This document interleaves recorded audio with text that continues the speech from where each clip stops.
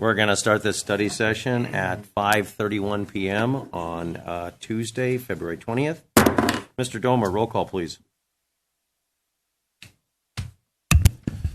Councilmember Crosby? Here. Councilmember Kashifiyita? Present, sir. Councilmember Johnson? Here. Mayor Pro Tem Lau? Present. And Mayor Hepburn? Present. Sorry, but I'm present.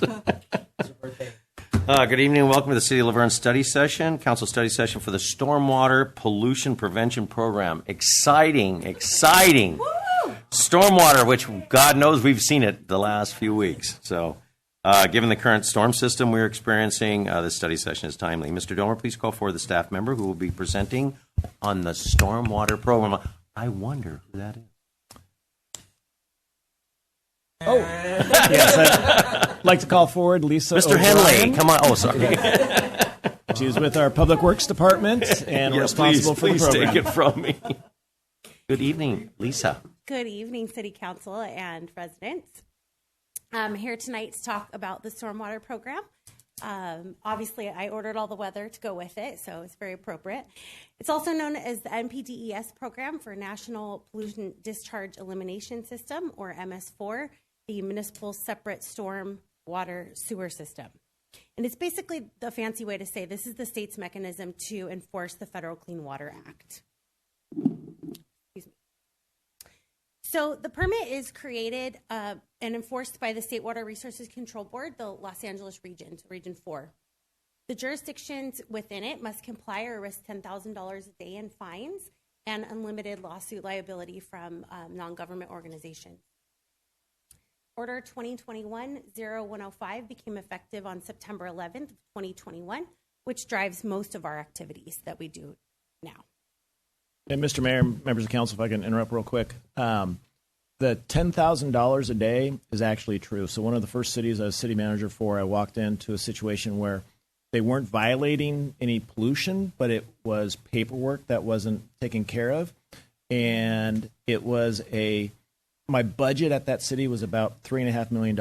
I got a civil liability citation for $3.1 million or a kind of what I called a buy it now thing of you could pay $145,000. It took many months, many meetings with the State Water Resources Control Board and the Regional Control Board to whittle that down, but they are serious about everything and finding cities. What year was that? This was 2005. Way before just before the second drought? Now the drought is like there has been no NPDS or no monitoring because there's been no water. Right. Okay. But right. that's, well, JR, did you check that to see if this trailed him to here? Just checking. We do dry weather monitoring, but I'll get into that in a minute. So there's a lot of different compliance components that we work with. Administratively, we work within the East San Gabriel Valley Watershed Management Group, which is the cities of Claremont, Pomona, San Dimas, and Laverne. And we did that to share costs. We're small, similar cities for the most part, and so we were able to share costs and join forces on that. And together we came up with a watershed management program, which is basically the document that states our roadmap to how we're going to comply with the regional permit. And then the coordinated integrated monitoring program. We call them the SIMP and the WIMP for short. And that's basically detailing our monitoring activity. We do biannual training with the staff at the city and also the contractors that work with us that are in the field so that they can recognize stormwater issues and report them to us. And then we incorporated some of the requirements into our operations. And then there's also enhanced outreach and education. And then a big one for us right now is the Safe Clean Water Program. I have a lot more details to follow on that. In the prevention or best management practices, we have implementation of those. And we have, there are a lot of industrial and commercial facilities that are more apt to have stormwater pollution or stormwater pollution activities. And so we inspect those and then track them. And then there's also a lot of land development program implementation that's implemented through construction or redevelopment of the different sites within the city as those occur. Some of the things that we have going on that are in the works are projects. So we have large centralized projects Those are similar to the spreading grounds at the 605 and 210 area. They generally have really big price tags, but there are really big benefits that are associated with those projects. Then we have small scale projects. They're a little bit more sporadic or strategically placed. And those are typically like enhanced medians or bioswales that you might see out in certain areas. So they have smaller price tags, but they also provide less pollutant reduction benefits. They often are associated with beautification and community benefits, though, too. Then our total requirement is 64 acre feet of capacity per storm. Just to give you reference, an acre foot is a football field a foot deep. So that's quite a bit of capacity that the regional board is expecting us to be able to capture every storm event in our built-out city. 2 to 3 low-flow diversion projects, which are more addressing non-stormwater flows that we were talking about. Not the stuff you're going to see today, but the stuff hopefully in a couple days we'll start to see. Then we are continuing monitoring, so we're constantly monitoring. This is basically our metric. It's the way of measuring and assessing what's in the water, and then also the effectiveness of our pollutant controls. So all the different projects and BMPs that we're putting in place, or best management practices, how well are those working? Then another zinger that the state gave us was State Order 13383, which requires us to install full capture trash systems in all of the not all of them, the high density and high pollutant areas. So high density commercial areas, we have to put basically a device in there that will capture the trash from going in and going down the storm drain too.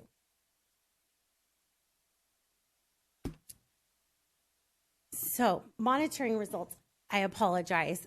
This is a culmination of about 8 years of monitoring data, and we tried to break it down as simplistic as possible.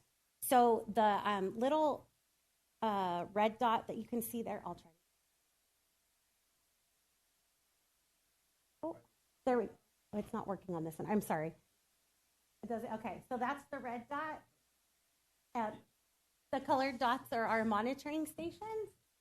So the red dot is there, the green dot is there, and the yellow dot is down there. And those represent our wet weather or this type of weather monitoring results. And then we have the red dot is the same for dry weather at the same monitoring station. The green is down at the bottom, and the yellow is in the middle there.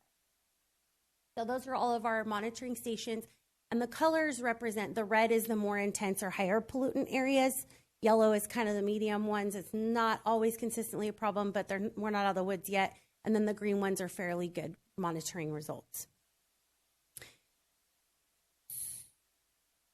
So if you want to know the details about what is made up from those dots, the data is down at the bottom, and I can answer any questions about that if you'd like to know more. I apologize. Sure.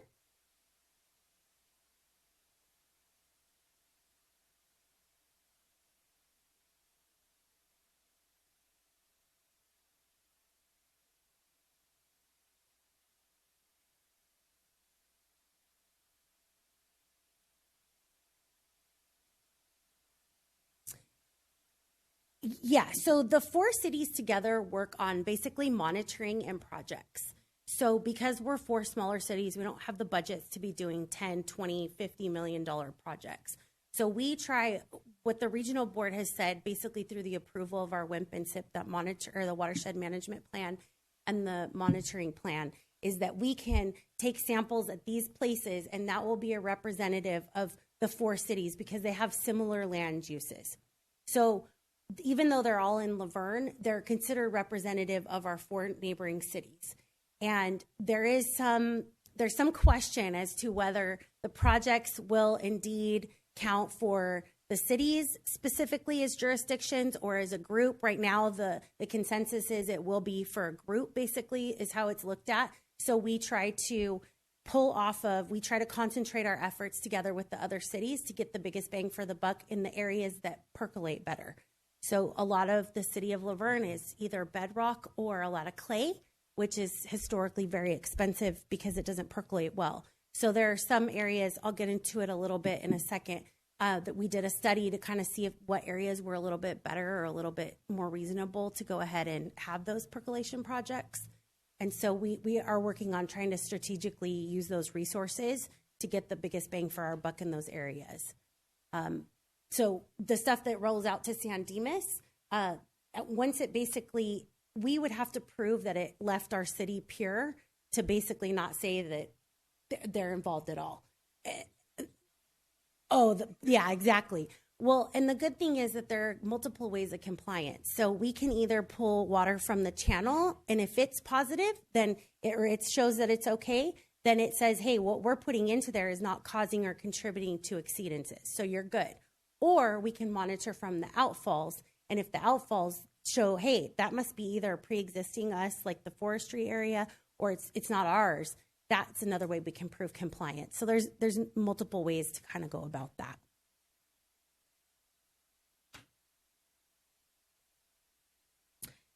So the Safe Clean Water Program, this is something that came about in November of 2018 when voters approved a parcel tax.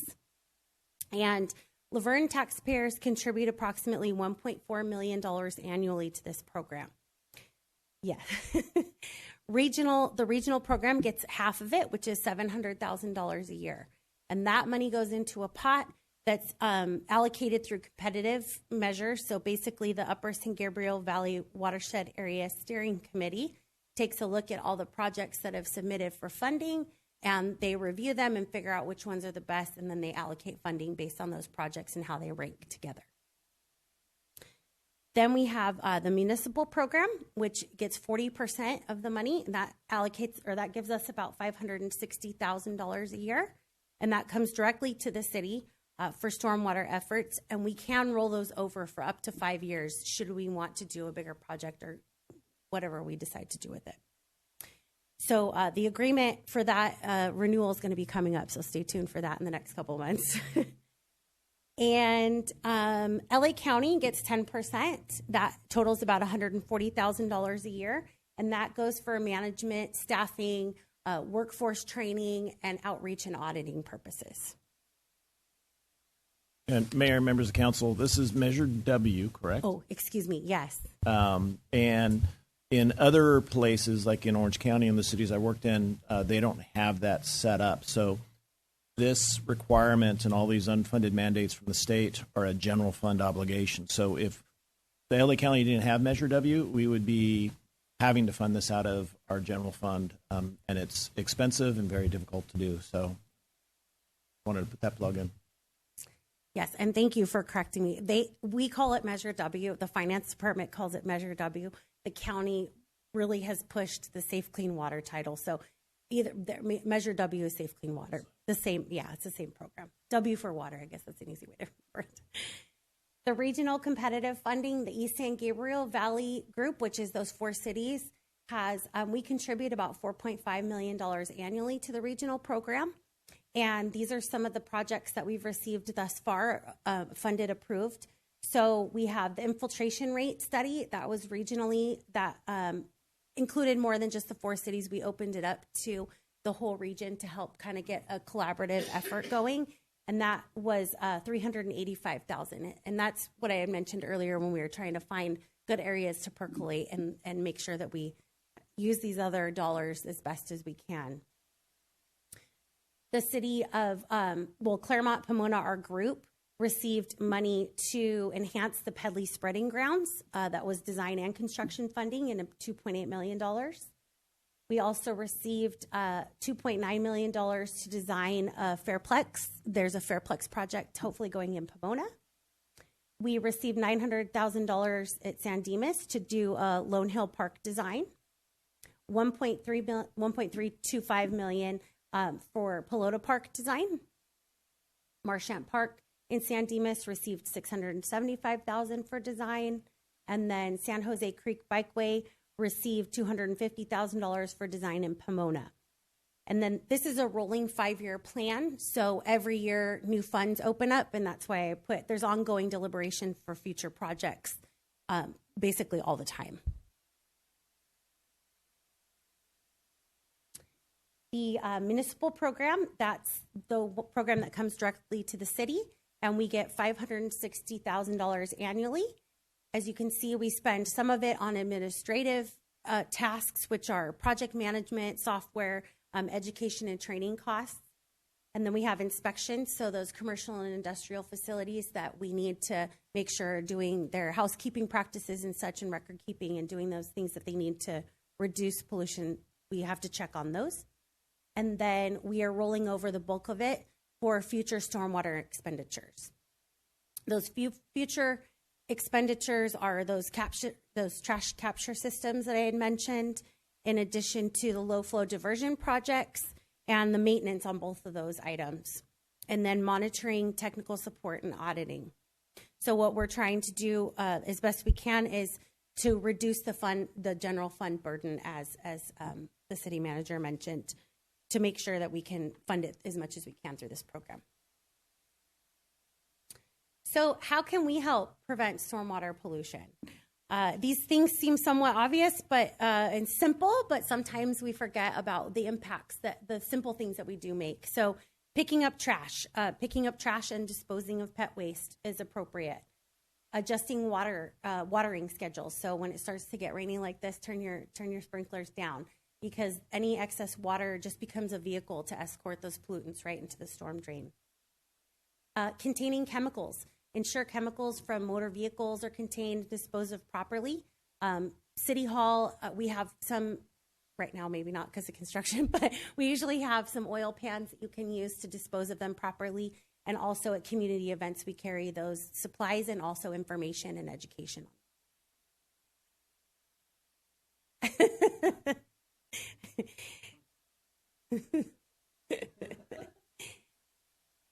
Oh, yeah. Also, draining pools. A lot of times pools have a lot of chemicals. They have the chlorine and such that we shouldn't be putting down the drain, but there are ways to go ahead and do it with contractors, without contractors. We have brochures and information on that on our website and at City Hall, the Public Works counter. Waste collection. The county often does hazardous waste and electronic waste collection events. I think we all feel like they don't come around to us enough, but we do have them fairly close, fairly regularly. And so that information is available on our website. And also, if it's close by, we have the handouts at City Hall so that people can grab them. That is basically all I have for tonight, and I am here for questions. Well, thank you, Lisa. You're very welcome. When I first got on the COG in 2015, this was the hot button, was the stormwater capture. And they did a study on the cost for the different cities broken up by population, and that's one of the reasons why we went to the 4 cities. It was, I think, our city alone on the general budget, like you're talking about, and general funds it was in the tens of millions of dollars. But at that point, it was like they were shooting arrows out in nowhere. And at least now you have some guide. My question to you is, Lisa, is now with this rain, once we've hit the first storm that comes through, generally that washes most of the oils and pollutants down. Now, as we're monitoring right now, especially in the upper station there, and then the lower station, have they been checking it recently to see what the quality is? Because I mean, this water's coming down. It's like it is crystal clear, and the streets have never been. I saw the street sweeper. I saw the street sweeper going. Told my wife, I said, why is the street sweeper sweeping the streets? There's nothing in the curbs. But anyway, I was just curious as what the pollutants that we're putting out right now. Yes, or not. You're very accurate in your statement. So generally, we call it the first flush in the industry, and it's basically the first September-ish or even August sometimes now rainstorm. We usually get the worst results monitoring because it is cleaning off a couple months of buildup of all the pollutants. And then typically as we get through the season, it tends to go down. There are some pollutants, however, that do kind of flare up. Sediment kind of flares up as we go through the season. So it's kind of a give and take depending on what pollutant you're, specifically looking at. But yeah, they do require us to monitor the first rain event that meets a threshold. It has to be, a certain amount of inches or quarter inches or half inches. And then we go on and monitor. I think we're required to monitor 2 more storms throughout that wet season. So, there is something to be said for that. First one is generally going to come back worse for the most part. And then as the season continues, things look a little bit better. But we have some of the largest and one of the best settling basins in the San Gabriel Valley. Is that not correct? The 605. I know that San Dimas has got quite a large settling basin in there, and that water does come down there. That's my back road to home every day, and it's filling up considerably. But I know all of us have seen the 605 where some of those basins and those holding basins have been full for months. And that's incredible because we haven't had, we've seen this is like our fourth or fifth drought since I've lived in the San Gabriel Valley. Although we, as normal California, we have fires, we have drought, and then we have massive amounts of rain. So it's like, catching up. But I do recall, too, when we were doing this, that the first drop of water, the first thing was the city was responsible for that first drop of water, and they were going to follow it all the way through to the sanitation districts. And it was absolutely crazy, that you're responsible for that first drop of water. If it's got one, perchlorate or whatever it is in there, and it's got, okay, well, that came from Laverne, so we're going to fine you for all of that. Anyway, council, any questions for this wonderful study session with Lisa? Just one. On earlier, you said the city of Laverne is $1.4 million from our residents, but then you said total for the group was 4.5. So I might be mixing up those numbers as well. Does that mean the Laverne is actually paying more than Claremont, San Dimas, and Pomona? No. Did I mix that up a little bit?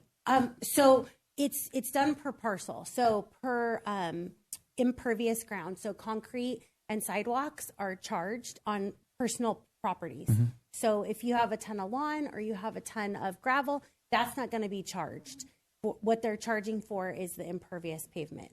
And so there may be some discrepancies, but in general, we pay a little bit less because we're slightly smaller than San Dimas. We're slightly smaller than Claremont, so we pay a little bit less than them. And then Pomona makes up about 47% of our four-city group. So they're paying generally quite a bit more. Okay. But it does vary per city based on impervious versus pervious land use. Thanks. You're welcome.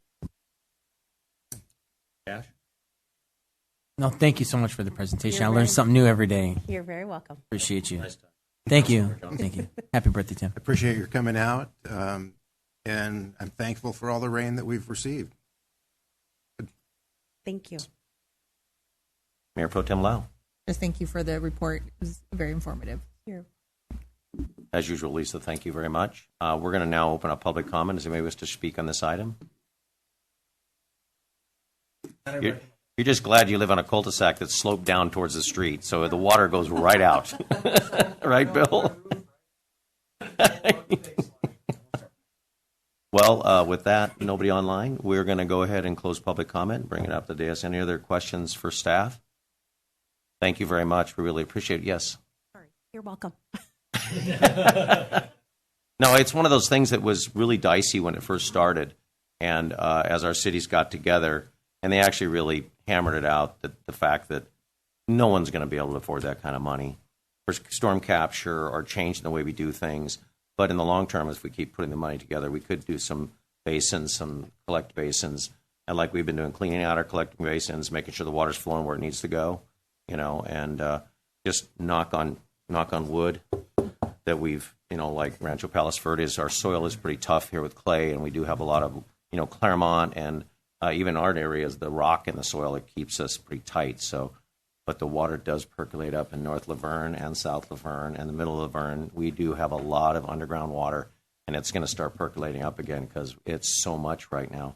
I know in the mountains it's been 4 to 6 inches, and it's crazy. But thank you very much for the study session. With that, Mr. Domer, anything else? We're going to go ahead and we are going to recess and reconvene at 6:30 p.m. for our next City Council meeting at 6:30. Thank you all.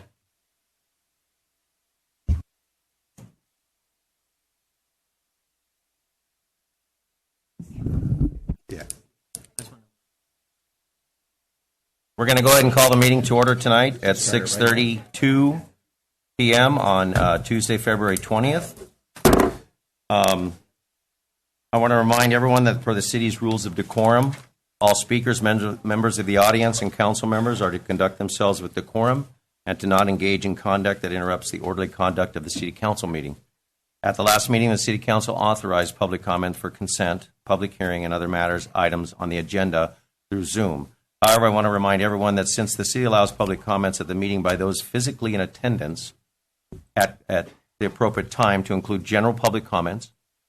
Zoom comments are a privilege, not a right. If there's a violation of decorum through Zoom comments, the person will be called to order once, and if the violation occurs again, they will be muted, and Zoom comments will be ended at the meeting. Your First Amendment right is protected and encouraged through attendance at our meetings with ample public comment opportunities, but we will not tolerate those who choose to impose their hate through our provision of online accessibility.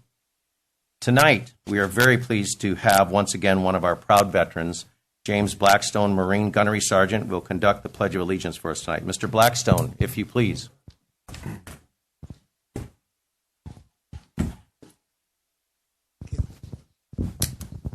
Good afternoon. You're good. Good afternoon, everyone. Can you hear me? Yep. I request that all military personnel render a hand salute, policemen, as well as first responders. All the others, place your right hand over your heart. Shall we? I pledge allegiance to the flag of the United States of America and to the republic of which it stands, one nation, indivisible, with liberty and justice for all. You may be seated. Mr. Blackstone, if you could stay there, please. Hold on 1 second, Gunny. Oh, yeah. I know. No, that's all right, Gunny. That's all right. I recognize. It's an honor and a privilege to be in front of you today, Marine. I do not forget. And I wanted to thank you for being here today on behalf of the entire city and us veterans. We're the Marines in the house. We got Marines in the house? Semper Fi. I know we got one. I know we got one there. Anybody else? Any other veterans in the house? Sir? Army, Navy? Air Force. Smart guy. Navy. God bless you. Beloved Army and Coast Guard? That's okay. I got Army. Gunny, I don't forget, but I want to tell you, I want to give you this certificate from a grateful city. So this City of Laverne certificate recognition presented to James Blackstone. This certificate is presented on behalf of the Laverne City Council to United States Marine Gunny Sergeant and Army veteran James Blackstone with sincere gratitude and appreciation for your dedicated service to our country. Semper Fi, Marine.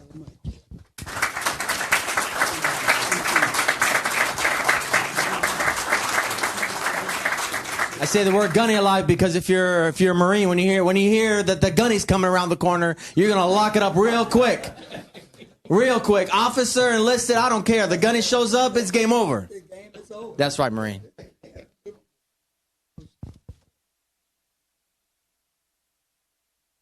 Got my bow tie?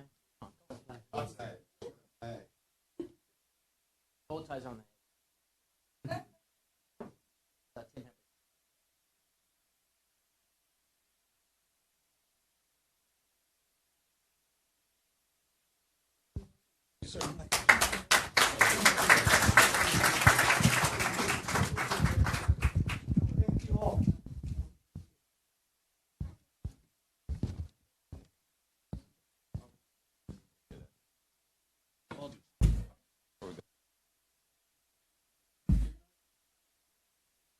Thank you guys very much. All right, Gunny.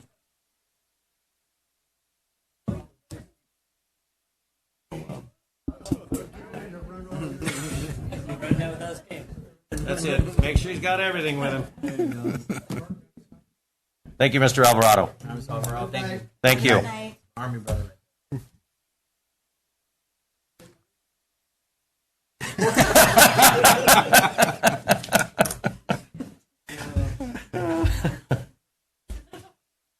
Mr. Domer, roll call, please. Thank you, Mr. Mayor. Councilmember Crosby, Here. Councilmember Kashafagita, Yes, sir. Councilmember Johnson, Present. Mayor Pro Tem Lau, Present. Mayor Hepburn, Present. all present, sir. Thank you. Tonight we have one presentation on the agenda, the Medal of Merit Award recipients. The Medal of Merit represents a symbol of honor, recognizing those whose actions go above and beyond the call of duty to make a significant impact on the lives of others and the well-being of our city. Tonight we gather to celebrate the remarkable achievements of such distinguished individuals who, through their dedication and service, have contributed immeasurably to the fabric of Laverne. In the spirit of recognition and gratitude, we're privileged to have Acting Chief Sam Gonzalez with us tonight. Acting Chief Gonzalez will be conducting a special presentation for the Medal of Merit, highlighting the extraordinary contributions, commitment, and valor of our honorees. Chief Gonzalez, please have the mic.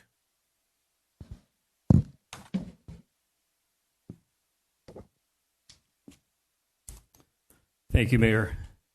Good evening, Mayor, Mayor Pro Tem, city staff. Before I start, I'm going to put some glasses on so I can read this. Good evening, and welcome to one of the first of many where we highlight our men and women of Laverne Police. You guys may recall, and I can't remember the gentleman's name who normally sits here, talked about this case quite often, and it's with regards to a case that happened at Emerald Park. And it's through the dedication and exemplary service that these two displayed is why we're here today. Let me tell you a little bit about the Medal of Merit. The Medal of Merit stands for the fourth highest award presented by the department, a mark distinguished by meritorious service either through a singular act or a series of events that exemplify performance. The two individuals we're talking about today are detectives who took this case. It was the shooting at Emerald Park, and just took no for an. They didn't want to take no for an answer. They refused to take no for an answer. And if someone's going to commit a crime like that, they were going to bring them to justice. This case also took them into different corners, also solved additional crimes, which I'll describe here. Again, this criteria set forth honor dictates that the ribbons associated with this medal are to be worn with the Class A uniform, positioned precisely above the left shirt pocket, symbolizing the high esteem in which achievements are held. Moreover, this recognition is not only worn, but is also permanently recorded in the member's personnel file, a lasting tribute of their valor and service. And a little bit about what happened. On the evening of July 2023, Detective Gonzalez and Detective Weaver responded to investigating a shooting at Emerald Park in Laverne. The detectives conducted extensive follow-up, collected evidence, interviewed witnesses, and authored a series of search warrants in pursuit of the suspect. And when I mean a series of search warrants, it was quite a few. They were using multiple sources that I won't get into, but again, every rock got flipped over, everything got looked at to make sure we were looking for the right person. During the investigation, detectives collaborated with multiple law enforcement agencies, including San Bernardino Sheriff's Homicide Unit, and the sharing of our information led to connecting the Emerald Park shooting to an unsolved murder by the same suspect in Rancho Cucamonga in 2023. Several weeks of surveillance efforts culminated in the successful arrest of the suspect by Laverne detectives at his grandmother's residence in Rancho Cucamonga. Detectives Gonzalez and Weaver, dedication and expertise and the pursuit of justice in this complex case have brought closure to this shooting at Emerald Park. Closure to multiple victims and their families of this violent crime, both here and in San Bernardino. Tonight we honor Detective Gonzalez and Detective Weaver with the Medal of Merit Award. So please come on up.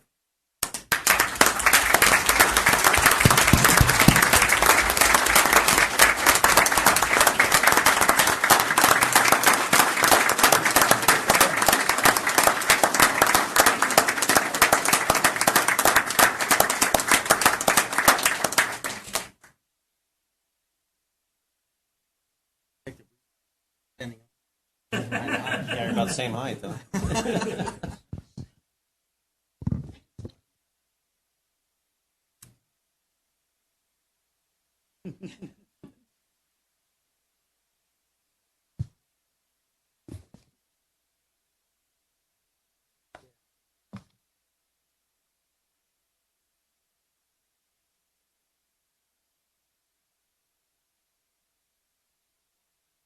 Exactly. Keep it nice.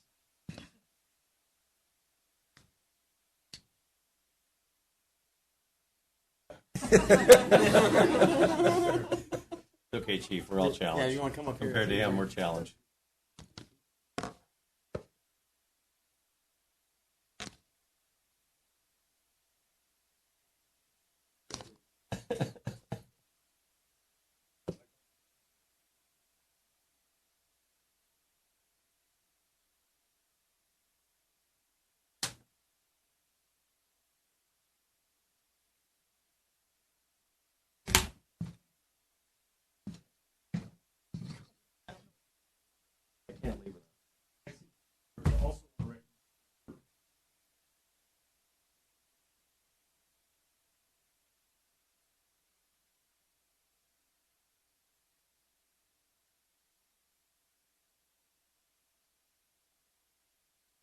And expertise in the pursuit of justice. Your commitment to serving our community exemplifies the pride of Laverne.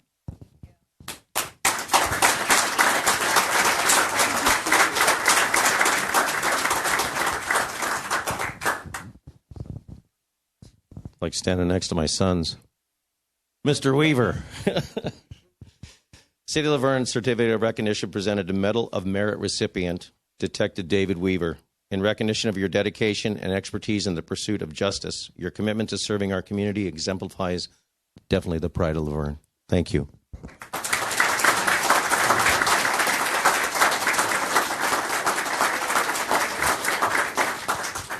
Okay.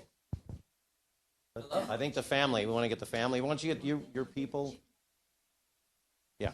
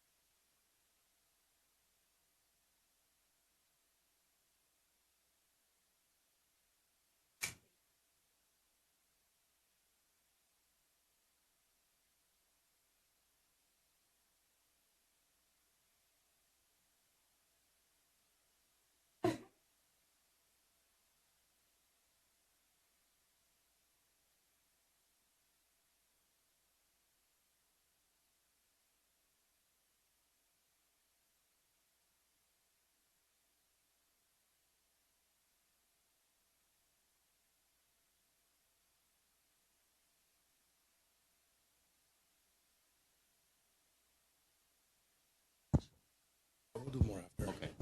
Hello, check. All right. Sorry, my voice is kind of gone, but this was not just work done by myself and Detective Gonzalez.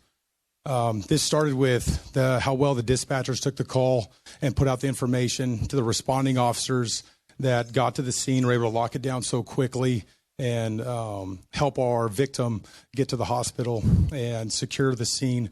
That made our job so much easier. To the other detectives, there's a few other that aren't here tonight, but it made our job, like I said, a lot easier. And without their help, we wouldn't have been able to solve what we did. So to that, we thank you guys. Thank all the patrolmen and everyone else here too. And they're actually here.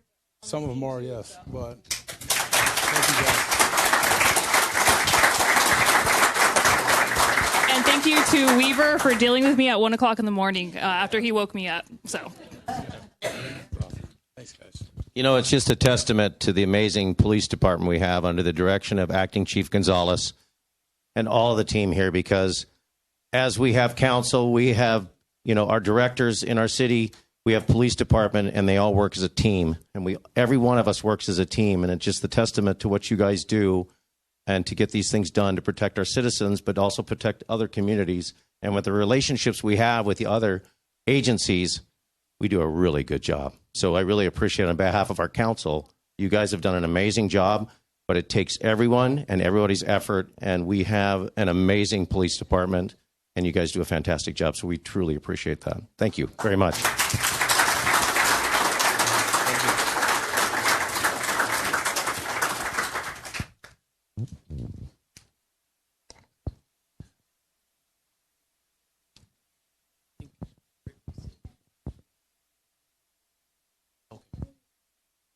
Rick, want to introduce Mark, have the Explorers. Let's do it, please. Thought we'd take this opportunity to highlight our current Police Explorer cadre. So this is the very earliest, I guess, infant stages of law enforcement for us. And for myself, Lieutenant Leeper here, and Captain Prowse, we were all actually explorers here at Laverne together. We all grew up here. So it's well, for one, a proud feeling to see them standing here. But again, I didn't know I was going to be up here explaining this to you today. But I do appreciate the acknowledgement for them, because they get to do a lot of the backstage work that we get to appreciate after everything is set up. So again, if we could get a round of applause for our police explorers. Come on up here. Come on up.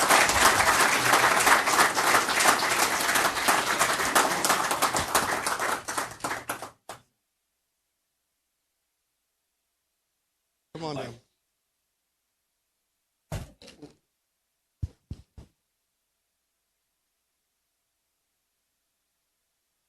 Explorer Reedy, Explorer Taniguchi, Explorer Loyola, Explorer Anaya, Explorer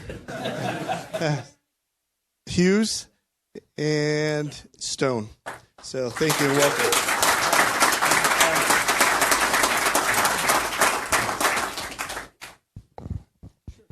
And as Sergeant Gutierrez put it so humbly, this is where we recruit from. This is our farm system, if you will, some of which I know Miss Reedy here, she'll be joining us.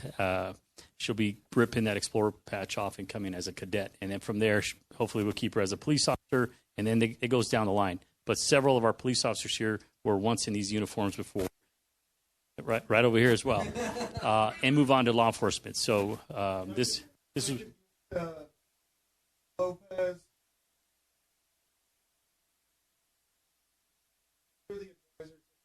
This happened. I help folks again,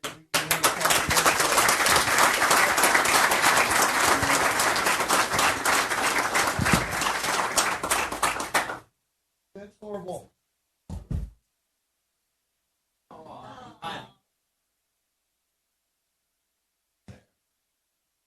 So you guys see Cadet Sorble here, that's kind of the next step in growing here with us. So hopefully we're required to be cadets and then officers follow that. We that will be here, so congratulating them very soon. Thank you.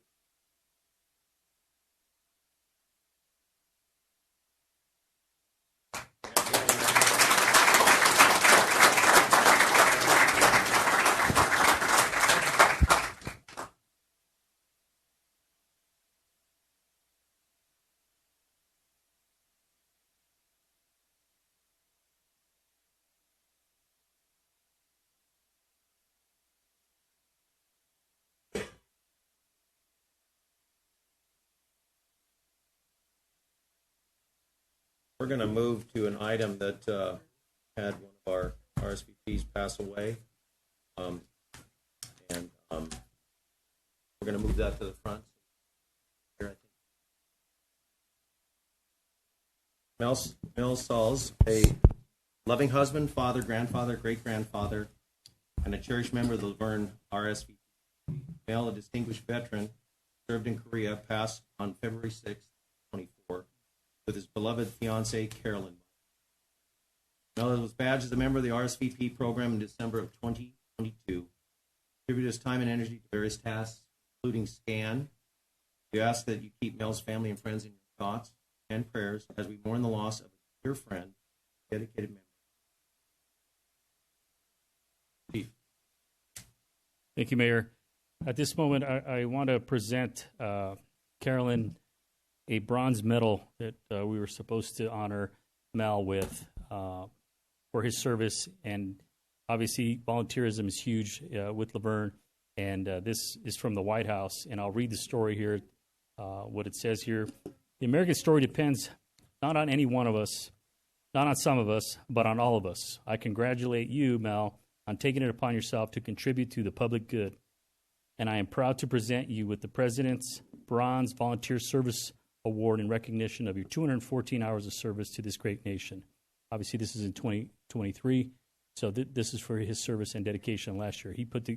He alone put 214 volunteer hours. We thank him as well. The rest of the recognition reads, throughout this country's history, the American story has been strengthened by those who combine an optimism about what can be with resilience to turn that into vision to reality. I know I'm not alone in recognizing that those who are willing to step up and volunteer in service of community and country are essential to the ongoing work of forming a more perfect union. On behalf of the American people, I want to extend my heartfelt appreciation to Mel for your volunteer leadership, and I encourage you to continue to answer the call to serve. The country is continuing on you. Obviously, Mel is now with a higher being, and we want to honor him in his memory. So please take this this certificate in recognition in his honor.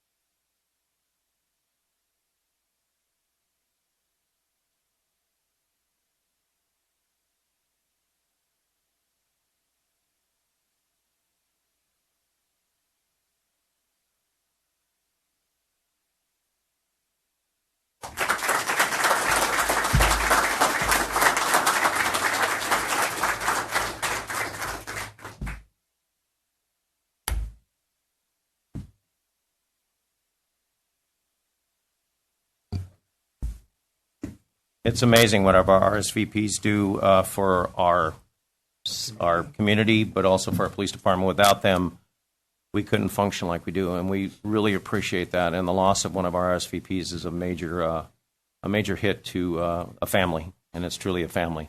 And we appreciated Mel's service, and we appreciate all of your service that all of you do for our city. As I say, we couldn't function without that.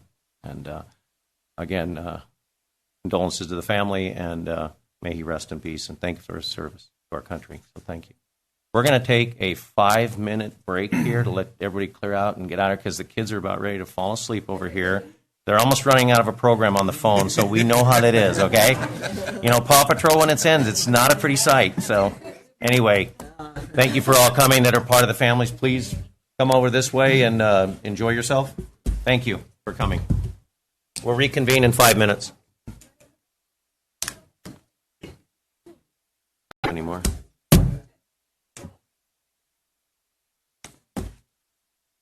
We're going to go ahead and reconvene at 7:05 p.m. Announcements of upcoming community events. Anybody have any announcements? Ms. Beauchamp, and then you also? Okay, great. Smart man. Good evening, Council, Mayor Pro Tem. I just wanted to remind the residents of the importance of the Probation Oversight Commission meetings.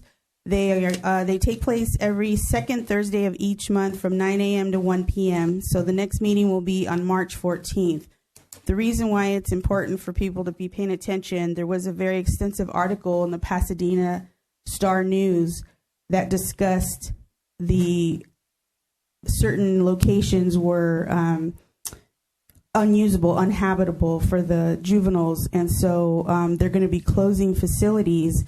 They actually have 60 days to bring it up to par, which is not enough time for the extensive amount of work that needs to be done. So with that said, and in not exactly saying it, but that most certainly will put Afterball Page back on the table. So the residents need to be attentive to this situation and make sure that that's not going to happen. So March 14th, 2024, 9 a.m. to 1 p.m. is the next Probation Oversight Committee meeting. You can go to probationoversightcommission.org and watch it online, or you can listen on the phone, or you can attend in person. Thank you. Thank you, Ms. Beauchamp. Please, come on up. Ms. Kalusik. Good evening, everybody. Kathy Kalusek, Vice President of Laverne Historical Society. Sorry, Sherry couldn't be here tonight.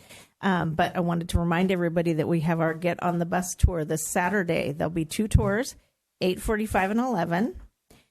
It is $5 because we do have to pay for the bus, unfortunately. But it's a nominal fee for a great tour. I'm taking the 11 o'clock one because 8:45. Well, I might be at table with her. We'll see. But anyway, make reservations because there's limited space on the bus. And as of this morning, I know there was a little bit of space left. But you can let me know, and I'll get you in touch with Sherry or contact Sherry. I don't happen to have any flyers with me. There were some before, so the city might have some. So there's that. That's Saturday.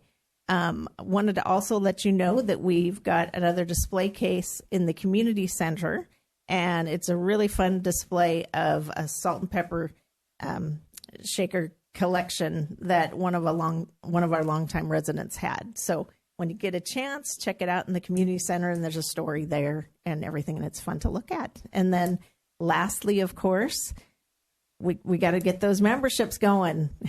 Remember, And what are those memberships? it's only $20 for an individual. Claremont's $60. It is $25 for family. I know. and $200 for lifetime. Then you don't have to have me bugging and nagging. And it's a year membership. So whenever you started, it's the year of, so to be 2024 membership. And we can use them. We use that for, we're working on display cases that we're putting in the schools to help educate our school children. That's important, of course. We're restoring our truck. It's getting pretty good. It's running. We've got to get our stake bed on the back. That's the next big thing on that. And then I haven't seen you guys at Stater Brothers shopping in the truck yet, so I'm just kind of waiting. That's not my purview, but we will be at the Excellent Adventure. And I'm making giant bunny ears for our truck, and he'll be decked out for the holiday. So come see us then. And I think that's it. Thank you very much. Thank you, Kathy, very much.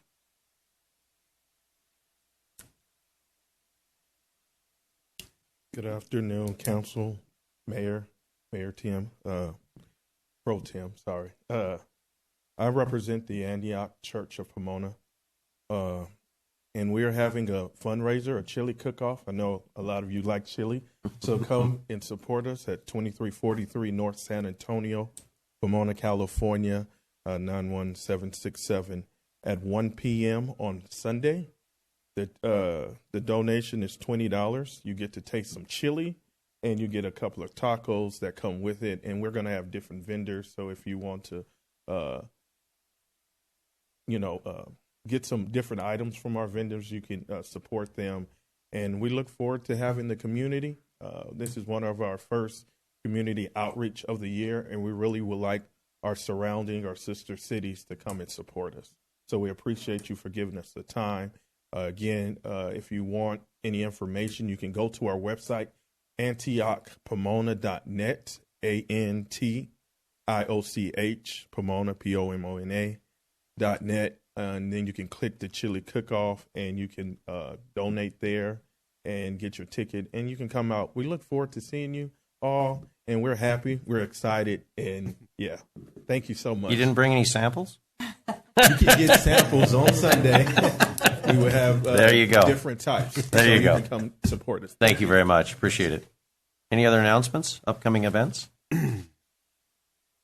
Okay, the big one is March 5th, and we have ballot drop-offs at the City Hall, also at Oak Mesa. We also have three. Where are the three locations? I know it's the Presbyterian Church. I didn't. City San Dimas, because where you are? Really? Wow. Ken, do we have that? I know it was on the flyer. ULV? Yes.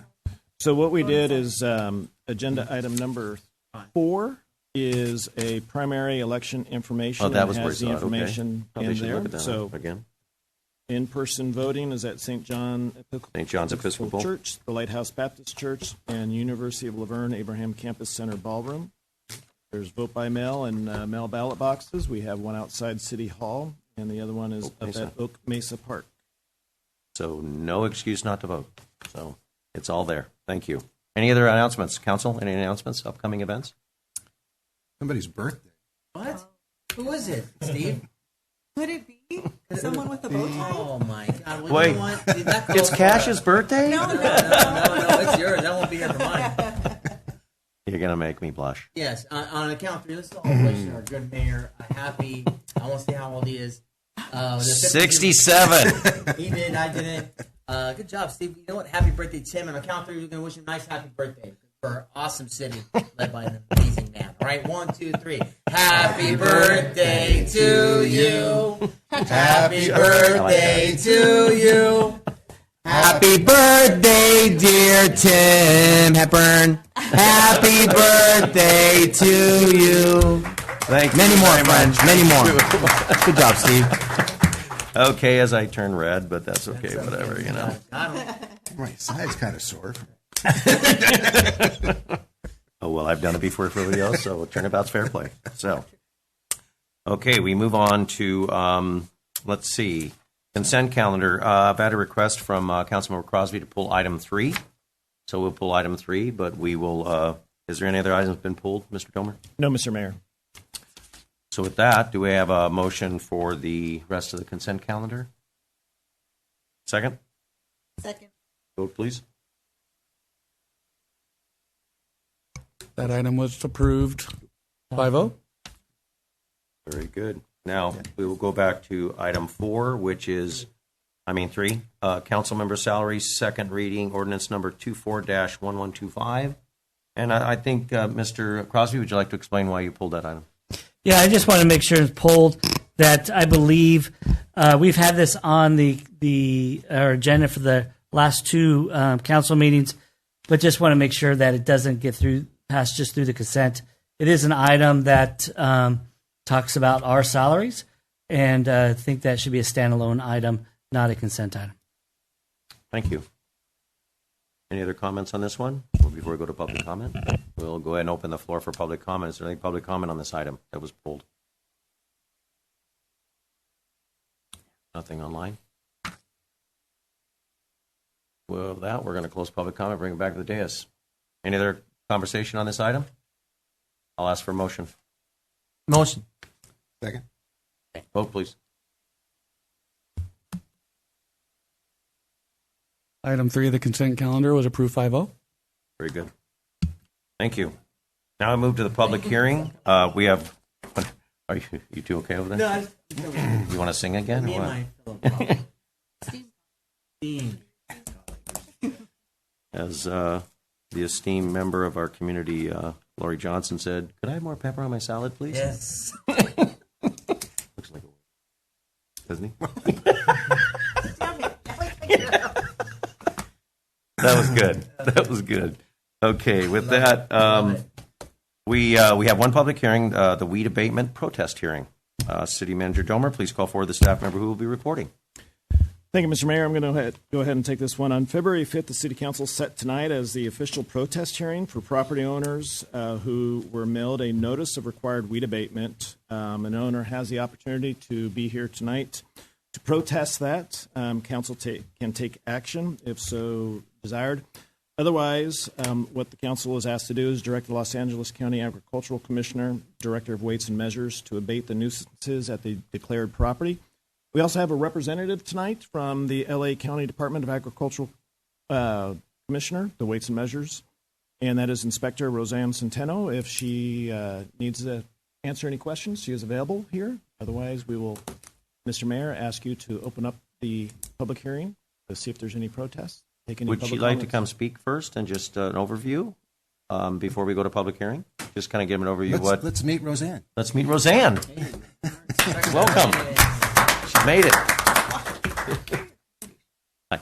Hello, good evening, Mayor Hepburn and City Council. Thank you for inviting me here this evening. I'm the supervising inspector for Zone 3, which includes the city of Laverne. I've been here for quite a bit, actually. It's the first time I've met all of you in person, so I'm happy to be here. Thank you. Today's the protest hearing. We do allow parcel owners to have enough time to contest and see why they are on the declaration. So annual notices were sent out early February, and then we have today's hearing as well. And usually there hasn't been any changes to it, so I assume most parcel owners are familiar with our program. I did add a few parcels that were the Gold and Blue Line Metro parcels that I felt needed to be inspected on a more routine basis and keep them in the loop as far as clearance goes. So that will be a change, but that's a non-taxable parcel. But we expect to begin clearance mid-April. Parcel owners are encouraged to reach out to our office to get a deadline. So many of the parcels do have a June 1st deadline. However, depending on the work that's required, if they are a disking parcel, which we bring out a tractor to clear the parcels, we do have a April 14th deadline. And that's just far more efficient, cost effective. So if we could get those parcels cleared with the tractor, that's far easier than doing any handwork on them. Otherwise, most of the parcels will have a June 1st deadline. After June 1st, we do begin inspections where we will notify non-compliant parcels and provide an additional deadline as well as an estimate. So if that parcel is no longer compliant, they will be considered fine. If not, the county has the authority to go ahead and abate the nuisance and charge them on their taxes. Yeah. Very good. Excellent. Thank you. Roseanne, you're with the Agricultural Department, right? Yes. So LA County Department of Agriculture, Agricultural Commissioner, Weights and Measures. Just a question. What's happening with fruit flies and citrus greening? I wish I knew, but okay. That's part of our PEPQ program, but I could get that information for you if you'd like. I'm sure quarantine's all over right now, so. Yeah, because we will warm up soon. Yes. Yes. Yeah, yes. There's constant traps out, so. Yeah, we see them every once in a while, and I've noticed them in trees, but if you could get the information to see where they're hitting and where the areas is, just communicate with our city staff, that would be great. Sure, I could definitely do that. Thank you. Great. Any other questions? Thank you very much. We have some questions from the crowd. We'll bring it back up, but thank you. Thank you for coming. Yes, thank you. Thank you. With that, we'll open up the public hearing. Do we have anybody commenting on this public hearing on this item? We'll close public hearing. Any comments or? Okay. Close the public hearing. Do I have a recommendation to direct the Los Angeles County Agricultural Commissioner, Director of Weights and Measures, to abate the nuisance by having weeds, rubbish, and refuse removed from those properties remaining on the annual list of properties? Move to approve. Second. Vote, please. That item was approved 5-0. Thank you. Thank you very much. We move on to other matters. We have two items tonight. The first matter is the Business Assistance for Crime Reduction Program. City Manager Domer, please call forward the staff member who will be reporting. Thank you, Mr. Mayor. I'm going to call forward I think they're coming. both Lieutenant Leeper and Acting you. Chief Sam Gonzalez.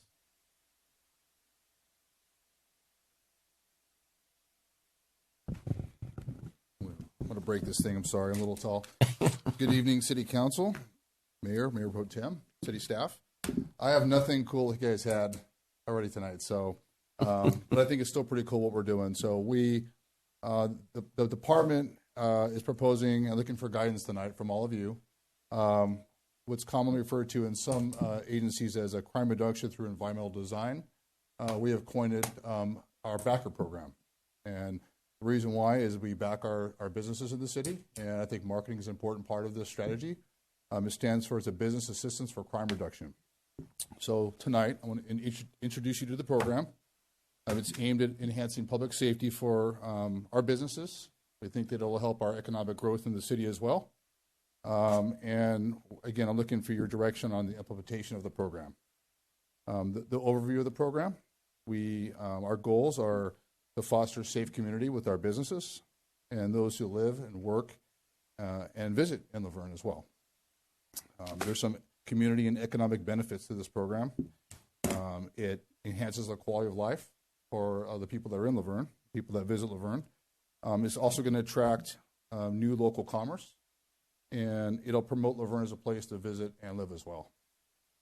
There's some key components to the program.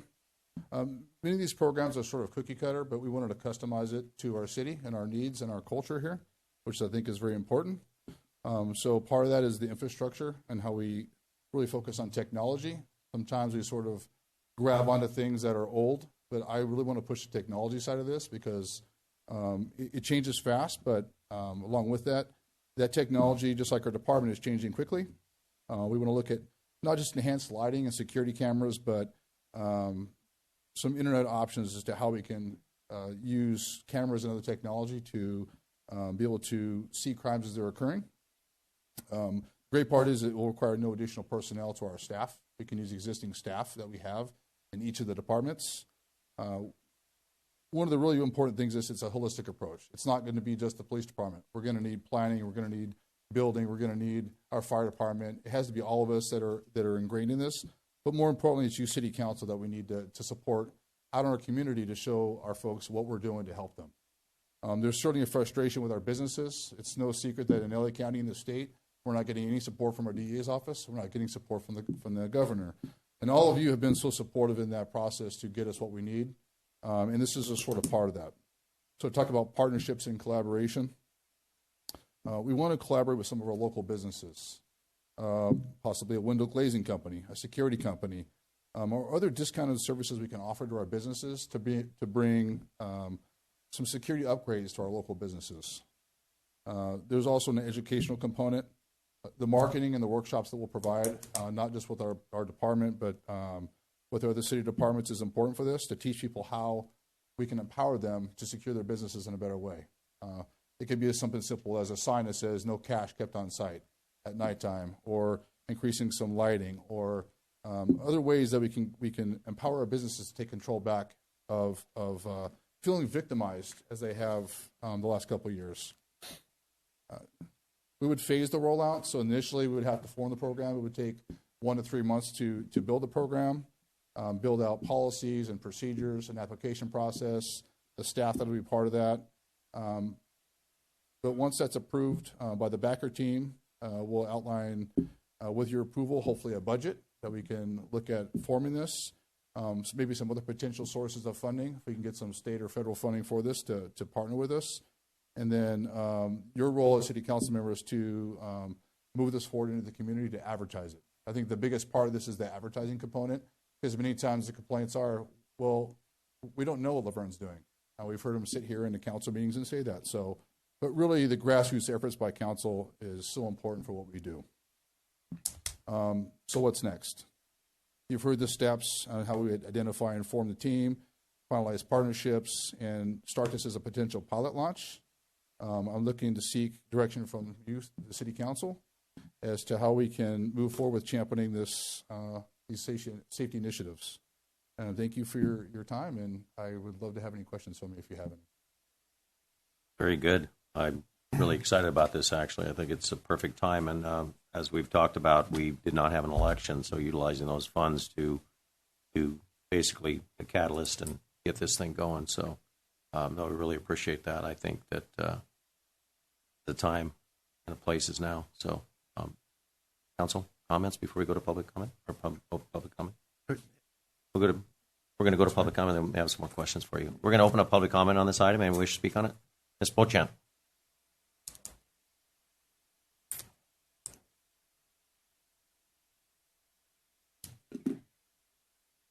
I want to say that I'm in support of this program, especially after participating in a ride-along a few weeks ago and learning firsthand what these officers have to endure and entail and all the different avenues that they have to cover. And even though we're such a small city, there's still just a magnitude of things that can help. And the one thing that's nice about our city is that not all of our businesses are like corporate. They're individual little, pop-up businesses. And I think the education that Lieutenant Leeper is discussing is that can really help them, because these are things that they may not even have thought of. I mean, a security system and lighting is one thing, but education like signs that can deter people from breaking in and thinking they're going to get cash from under the counter or the register. So I am full support of this, and I hope that the council finds the same. Thank you. Thank you, Ms. Beauchamp. Anyone else? Ms. Kalusek.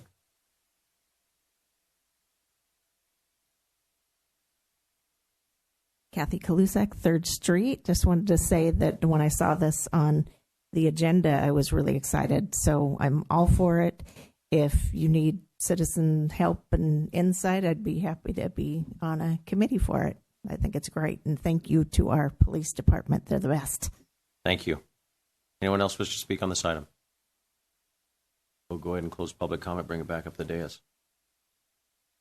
Just a real quick one. I think with the current situation with our laws that they're trying to reel back, we have to take action.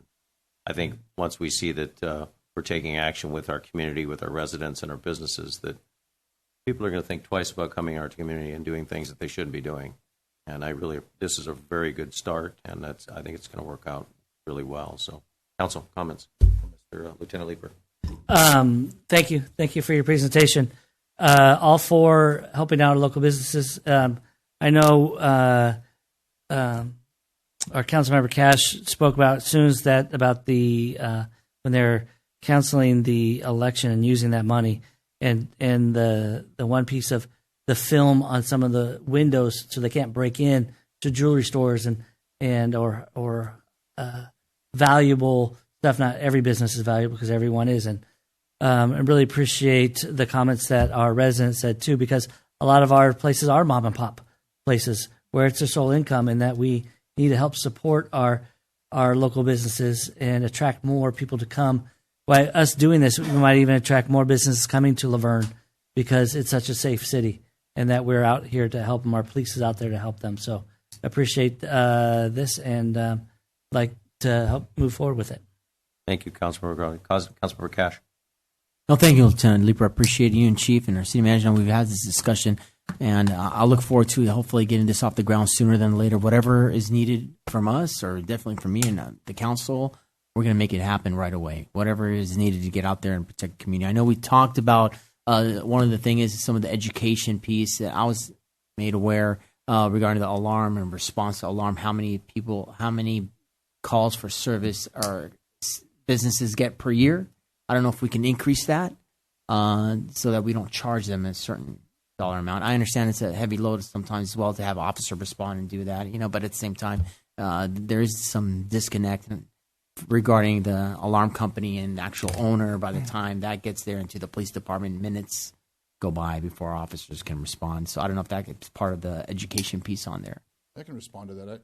I think an important part of this is it is a partnership. So looking at some potential fee reductions or waiving of fees is something that the chief and I can discuss as part of this program. I think it has benefit to it as well for buy-in.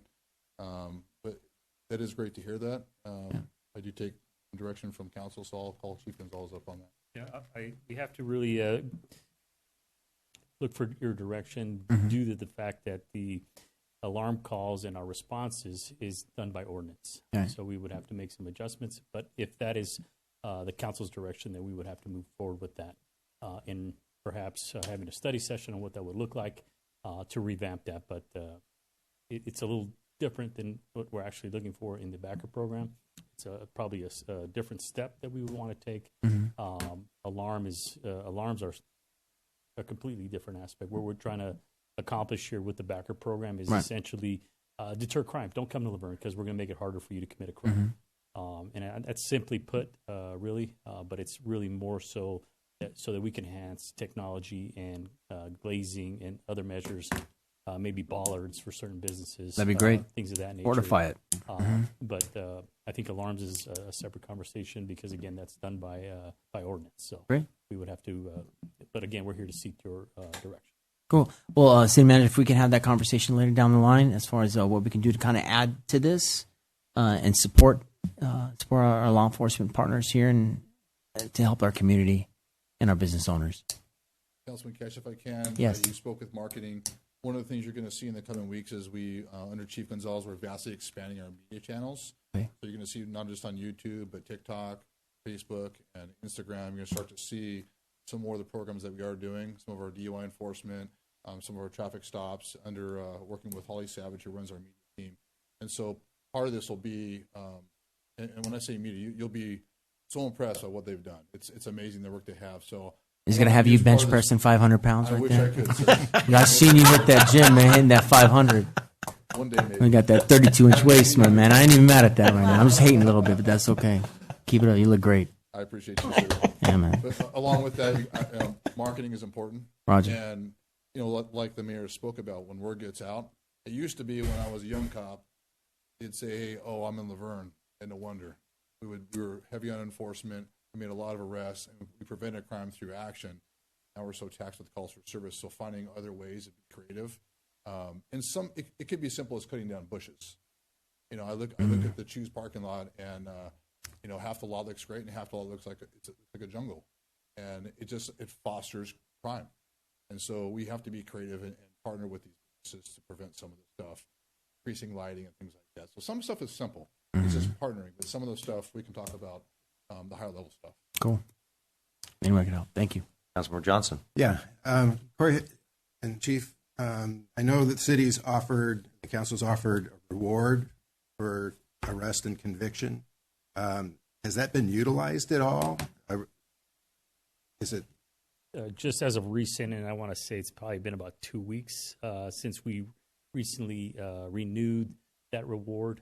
We are working with the feds at the moment right now. There has been some progress, but I'm not at liberty right now to share that due to the sensitivity of the case. But we are making some progress. But the reward has not been. Believe me, when that comes about, you will get a SIR or something from me when that comes. But I like to keep that confidential for now due to the sensitivity of the case. And my question would be, that's something that you still see as a worthwhile. Oh, of course. Yeah. Of course. Okay. There's always that cousin or someone who says, I need some money, and they're going to I think the county put back theirs too. They initiated for another year or something. They put the money back in there. I believe it's every quarter. Is it quarter? Maybe it was. Yeah, I know work that with Sandra regularly, and we discuss to renew that. They did it. I think it was unanimous. So I think the vote. So Mr. Mayor, on that, the city's was open-ended, and the county is renewed every 90 days. 90 days. Supervisor Barger's office does contact us, and they do support that, and it was 5-0 the last time to renew that for the smash and grab at I don't think Rodeo you're going to see Jewelers. that go away. I don't. Yeah. Good. Thank you, Mayor Pro Tem Lau. So I know you asked for direction, so I want to try to focus us on that. And I have some questions related to that. So I know we're talking about a $50,000 budget from the savings that we had from not having the election. And I'd like to have you, if possible, as the next step for us, identify what the low-hanging fruit is and prioritize. What are the things that we could immediately get done to stop crime, even, infinitesimally, right? What are the easy things so that we can offer some layer of protection? And then where does it go from there? And what does that look like so that we can flesh out this budget, not only for this, because it can't be a one-time thing. It has to be an ongoing what do we anticipate this to look like for the years to come so that we ensure that we're protecting our city and our residents and our businesses. So I'd like to see what your expertise can inform us of. I love what is in this report, and if people have not had a chance to read this, I am so impressed because the defensible space, the smart design, that is stuff that my work does in lots of places, and it's amazing what can be done. Like you said, it can be as simple as clearing out bushes. It can be better lighting, and that sometimes is enough of a deterrent. But how much education are we providing to folks, and how much help can we do to make sure that that happens? So for the next steps, what I would love to see is if we could have a priority list. What can we immediately get done to help people now? Because people are having to deal with crime now, right? We don't want them to wait for the big thing. We want to start doing things immediately. What does that look like? What does the budget potentially look like as you flesh it out? How long would this have to last for? And then you spoke about partnerships, which I also love because I'm a big component of let's not reinvent the wheel. If we can collaborate with other entities in the city, whether it's the chamber, whether it's the university, whatever it is, what do those partnerships look like, and how can they be mutually beneficial? Because I'm thinking about some of the things that you're talking about with social media or education. Is there a way to pull in some of the public policy students from the local universities, from Claremont, from Laverne, wherever, and have them intern or do something so that it's work for us, but it's also education, practical experience for them? What is the chamber willing to do, or what can they provide us? How can they help us with education? Because they do education with our businesses as it is right now. So what else could we do with them? So I'd love to see that come to us in a future meeting so that we have a plan. Because I love everything that's here, but I'd like to see step by step, how are we going to get there and how are we going to make it better for our city? Is that doable? It's very doable. In fact, that's already built. So I'll have it to you within 2 weeks from now, the next meeting, and you'll have a timeline with everything that you've asked for. Fantastic. Appreciate it. That was very good. No, I think the whole idea is here is that we need to re-engage our community. We need to re-engage our businesses because our laws are set right now to where it's not favorable for our community, nor our residents, nor our businesses. So I think that we need to take control of this. But like Mayor Pro Tem Lau said, we need some kind of an idea where we're looking at. But we also need to reach out to the Senate, Congress, Assembly, to be able to fund as they've done and helped us before, because this kind of money is important to us because I know we have a limited budget. We have certain things that we have to, a criteria we have to go by, but this is probably one of the most important things we're going to be doing here in the next 6 months to 2 years because as, Councilmember Mayor Pro Tem Lau said, timing is of the essence. We need to reinstitute our neighborhood. We need to fashion up our neighborhood watch. We need to make our residents aware you see something, say something. Our businesses with the defensible space, with the film, whatever, barricades. But just let them know that we're working as a team and all of our neighbors need to be engaged because there's been a lot of things going on, whether it be a smash and grab, whether it be a small robbery, whether it be a home invasion. I'm sorry, it's unacceptable in our community. And you're only so many people to be able to do that. But we, as a community, if we all engage, it's going to work out extremely well. And I think it's going to be extremely successful. But at the end of the day, criteria. Where do you want to see it go first? What's the social media going to be? And then we can reach out to our partners and say, how can you help? Whether it be the downtown business district, whether it be our chamber, whatever association it is, our local communities, the Rotaries, all these different community members. We're all partners here. So I think it's going to be really important that we engage immediately and make this success. So. Thank you both for that. I'm sorry to interrupt you. I just wanted to tag on real quick something the mayor said in terms of partnering with local governments, other places. I think if you were here to watch the stormwater presentation and how we partner with our other local cities, that may be something that they're all looking at too. I know Claremont suffered a number of smash and grabs. One jewelry store I think got hit 3 or 4 times, the same one. So if we're looking for maybe it's a discount from a local vendor for protective, film on the glass, is it cheaper if we say 2 cities will sign on, right? 2 or 3 cities. What does that look like? The numbers. Yeah. If there is strength in numbers, so maybe that's something to look at as well, if that's possible. We can definitely look at that, and some of the tasks that we've assigned to Holly are to expand our outreach via our either our homeless outreach, our business community, our residential community, and enhancing those business watch and residence watch. So those are coming. All that's coming. It's all kind of one big envelope that we're kind of putting everything in there. But our outreach is going to include all those stakeholders.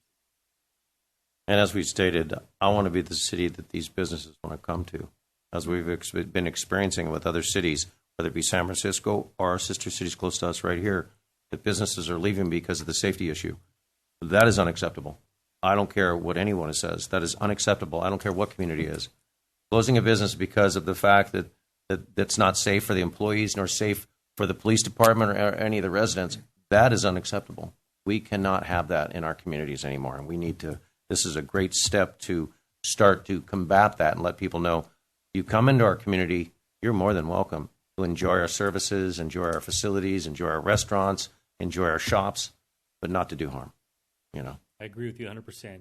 Those touch right onto some of our core values of safety, community, and service, so that all those will be touched upon on this program. Great. Thank you. Great. And I think I counted like 3 extra items on Holly's plate today. Yeah, I was gonna say. And let's protect Holly. Let's make sure that we're not driving Holly out either. She does an amazing job. Chief, we have to do a check on Holly to make sure that she's being compensated fairly for what her job is. I did just learn tonight that planning director Shear went to college and studied this. So I heard he volunteered to help me. Oh, he left. He left. Yeah, Lieutenant Leeper, that was a good call, but he left. You know where he is, though. But Mayor, Acting Chief Gonzalez has already taken steps. I know that I believe it's Detective Carlos Flores is already enrolled in a crime prevention through environmental design course. He's going to be certified in that, so that's going to be a great thing. And again, it shows that an ounce of prevention will cure a lot of things. So it's that if it takes them one hammer throw to get into a building, but now after going through our program, working with us, it's 30 seconds, 45 seconds. They're going to leave.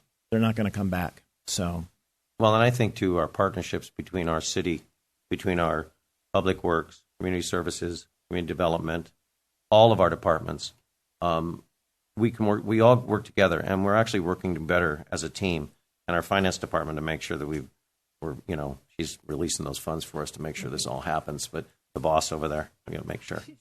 Yeah, she's like, oh, I know, I'll get it or whatever, But no, seriously, I think that we are at a point now with, our manager, Mr. Domer, and JR, and all of the departments. Everybody works well together now. Police, fire. We need to all just really get together on this because it's safe for all, So with that, I think the direction is go. Just bring us back the information, what the cost is. In the interim, Mr. Domer can let us know if we need to reach out to our higher electeds to assist. I remind it is an election year, and we've got till November, and so hopefully maybe we can. Safety is a big concern of theirs, and I know that we're winding back some of these like 47s having an issue this week at the Honda Center. They're going to, I guess it was the mayors in the city of San Diego are putting on a signature campaign to start unraveling 47 and start picking the things out that need to be removed. So this is a good thing moving forward. So I think you have direction. Definitely. Thank you very much. Lieutenant Lieber, thank you for the great presentation. And Chief, thank you. We move on to the second matter, approving the cost share between unrepresented employee groups. City Manager Domer, please call forward the staff member who will be reporting. thank you, Mr. Mayor, members of council. I'd like to call forward Isabella Guzman, who will make this presentation.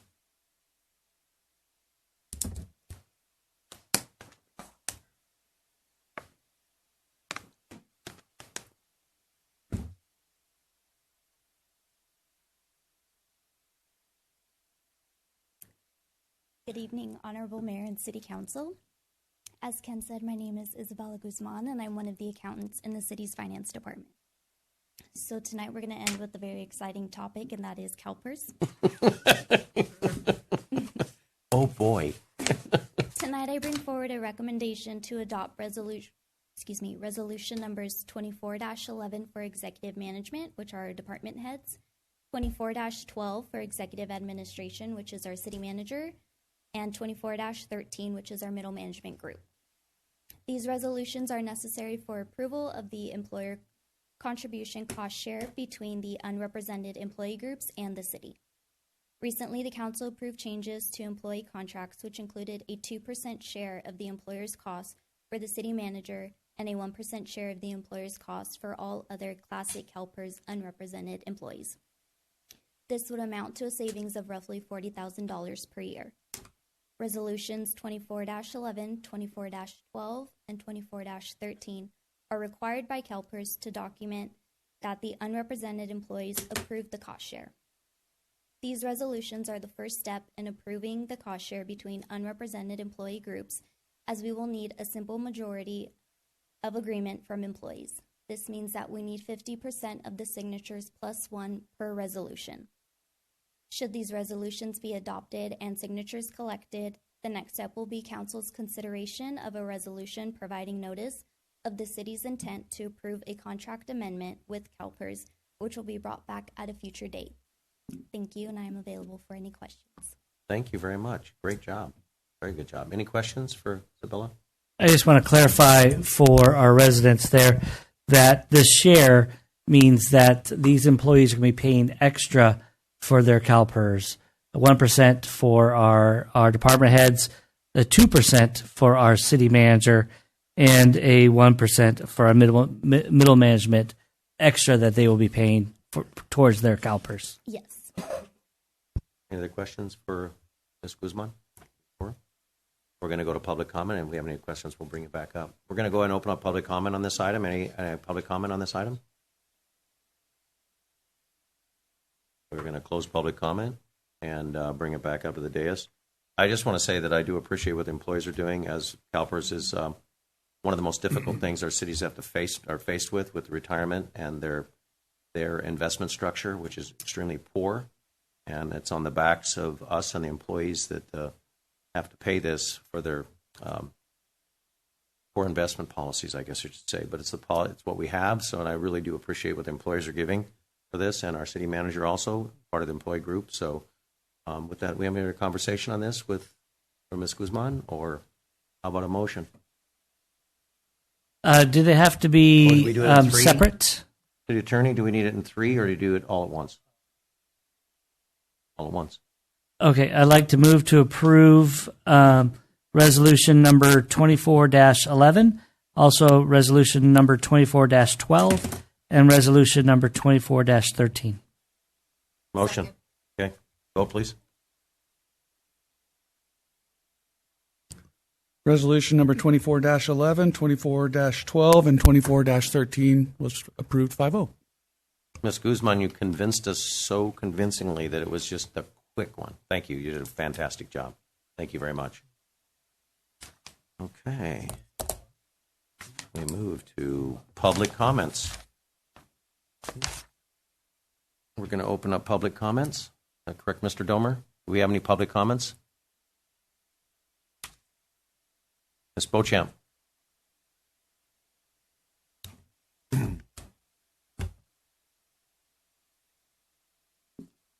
Good evening, Council.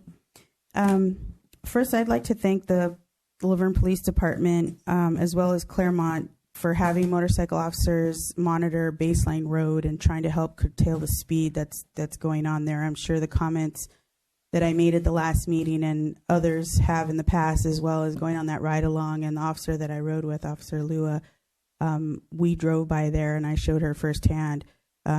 She parked in front of the Haynes School and cars were driving by her at 60 miles an hour. I mean, who doesn't slow down for a police officer? That just tells you that they're going so fast that they're not even realizing they're passing a cop. So I want to thank them for that. However, even though they are doing that, they can't be there 24/7. And how long is it going to be before we get some kind of resolution or contact with Caltrans, the county, the state? We have had yet another accident. Car went through the house, right through the living room. How many accidents that have to affect drivers, pedestrians, and people's homes getting destroyed? Or how many fatalities does it take for some kind of contact to be made? When Sean Igo was the director of Public Works, he gave me the name of the person that he was dealing with at Caltrans. And I did speak to that person once, but that person is no longer there. So there has to be someone from the city in an official capacity to make that contact and make sure that our voices are being heard about the severity of the safety of that highway. As more and more affordable housing is built east of us, 210 freeway just gets backed up. And the poor design, how the lane ends at San Dimas Canyon and then reopens at Fruit and then closes again at Mountain, that freeway is a cluster. And people use Baseline as their alternate route.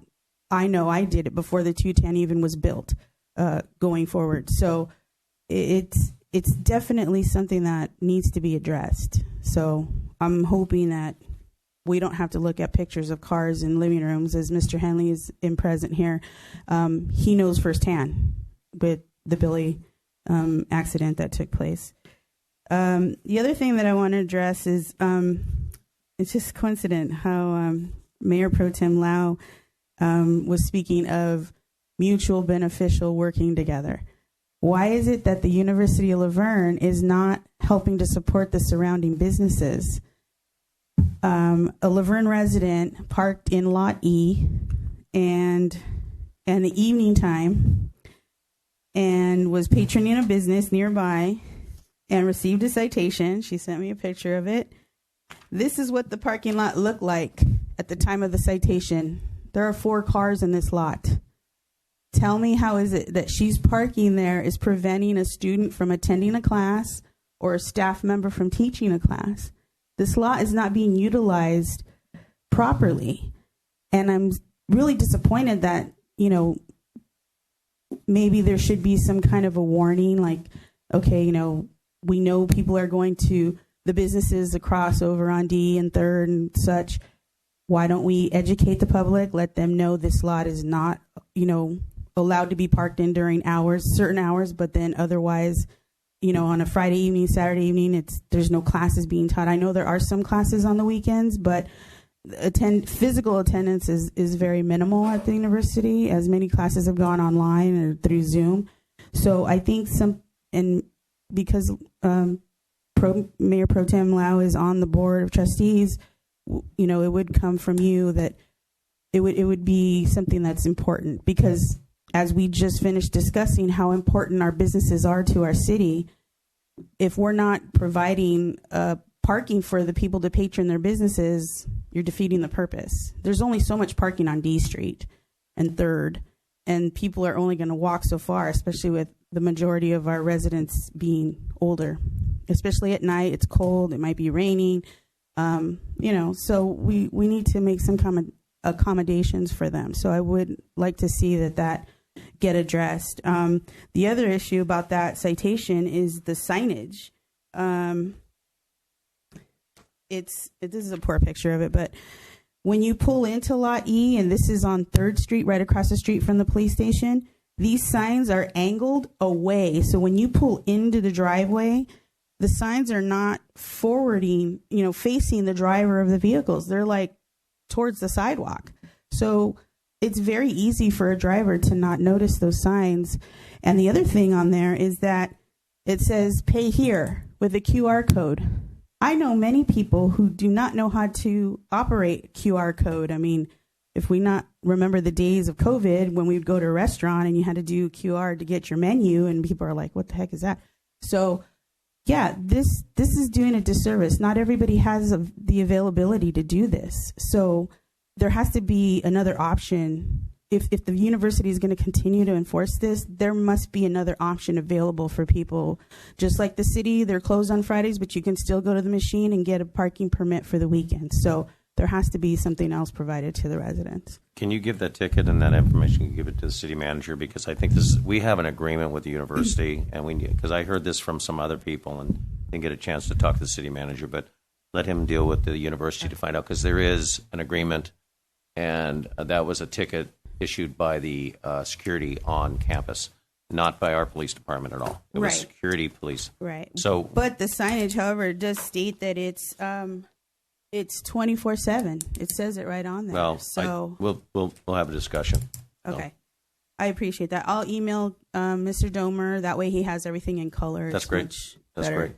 And then lastly, I just want to say that you know, everything that I've been involved with, whether it's Measure LV or the police department or coming to these meetings, I really feel a sense of, as the mayor has said numerous times, that everyone's working as a team together. And I really do feel like that's really happening, that for once we're actually being listened to. So thank you for that. Thank you, Ms. Beauchamp. I was remiss in saying we are not accepting Zoom comments for this item on public comment.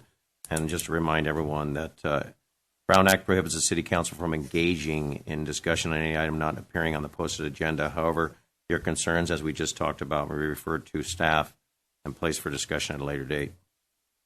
Next up, anybody else wish to speak on public comment? Mr. Gabaldon. Blue thing. Got it. Good evening.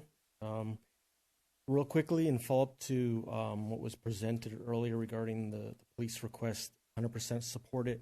I think it's a little bit contradictory, though, for some of us to speak about what the need is to increase safety when we support measures like AB 109, Prop 47 and 57. It led to the tens of thousands of people being let out of our jails for ideology or ideological reasons. So I think that's important to remember as we move forward, that it wasn't all a bunch of baloney.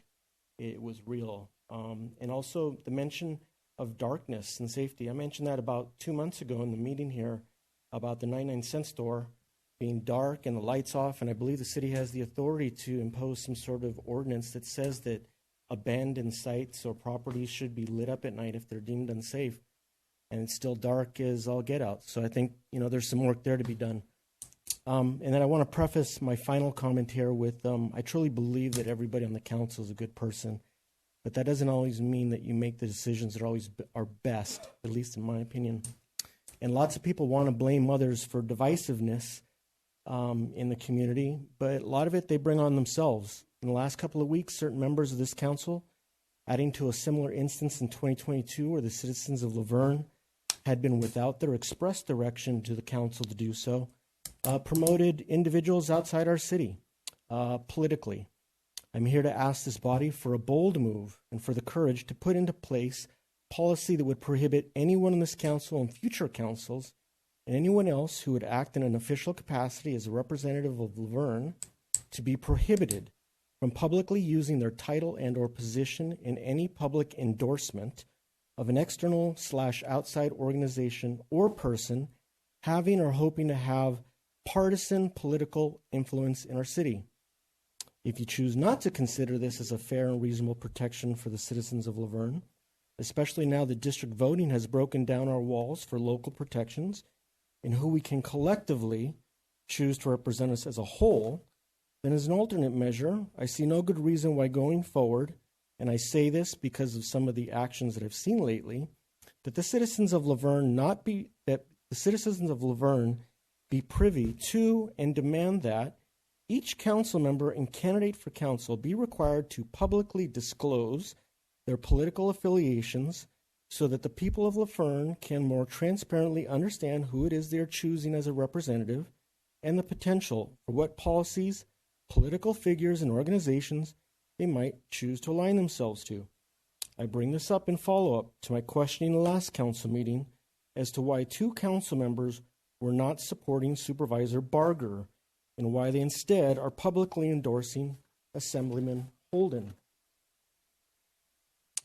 After Councilmember Cascio-Falguita attempted to obscure and deflect that inquiry by mentioning in his closing comment about the things he'd done in the community in recent days, went to visit Supervisor Barger's office, but not completing his thought or publicly stating why, I can only suspect it was to explain that betrayal of he and Mr. Hepburn.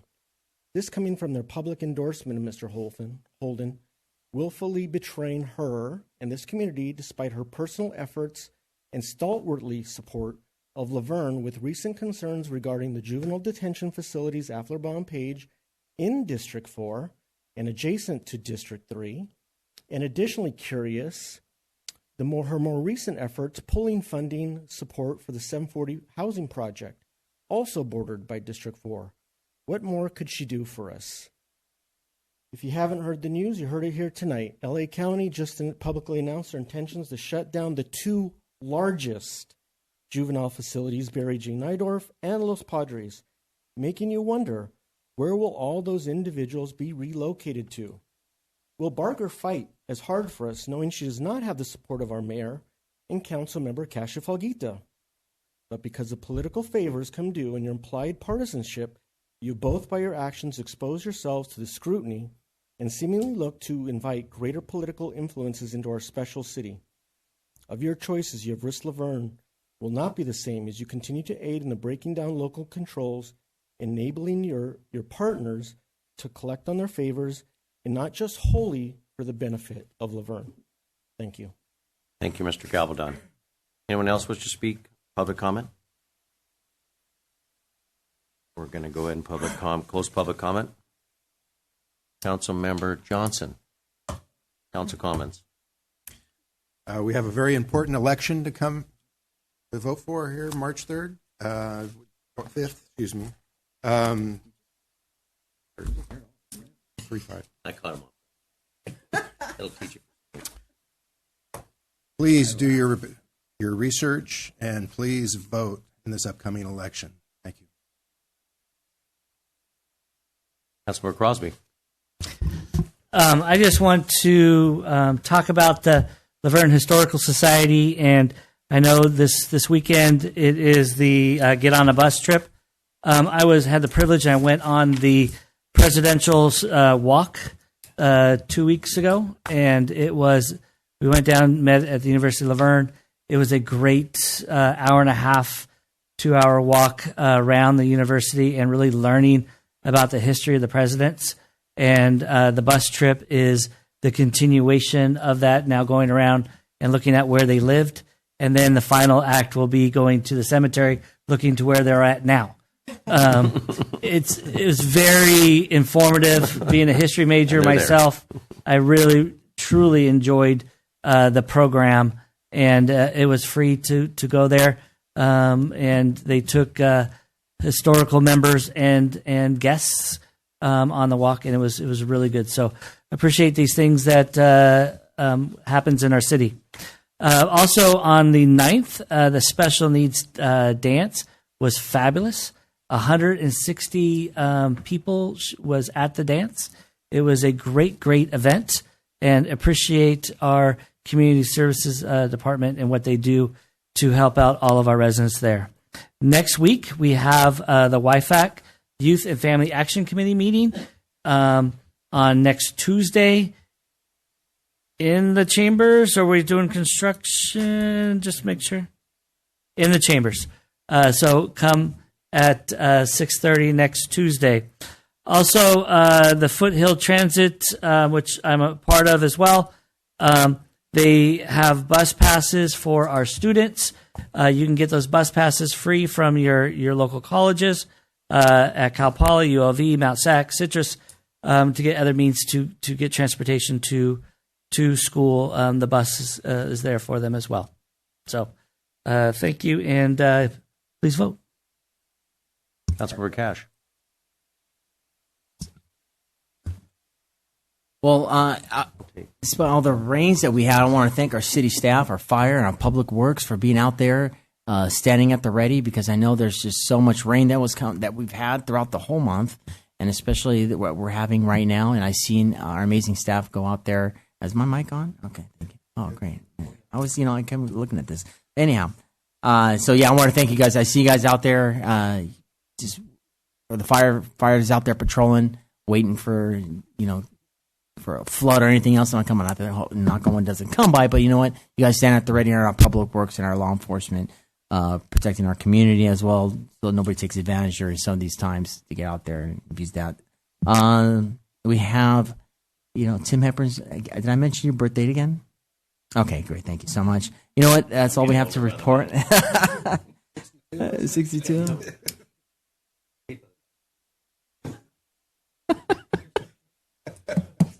We got a lot of good things in our city. We stand tall, sound proud, and we stand Laverne strong, despite what anybody else says. Thank you. Thank you, Councilman Cash. Mayor Pro Tem Lau. So Fresh cookies.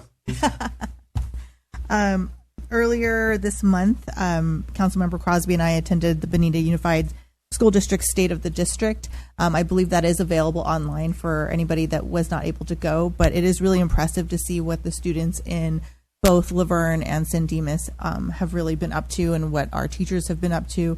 I'm really proud to say that we're a school district that has a very well-staffed mental health services.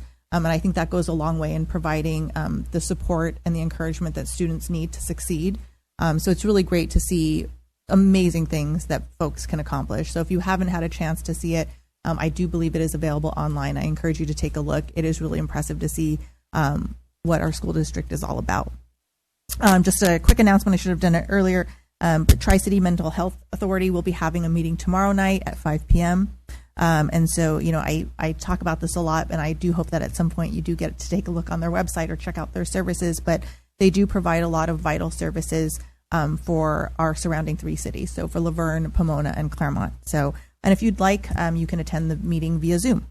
And then last but not least, with all of this rain, definitely do be careful out there. I was driving the other morning down D Street and had to reroute because there was a car that was flipped over.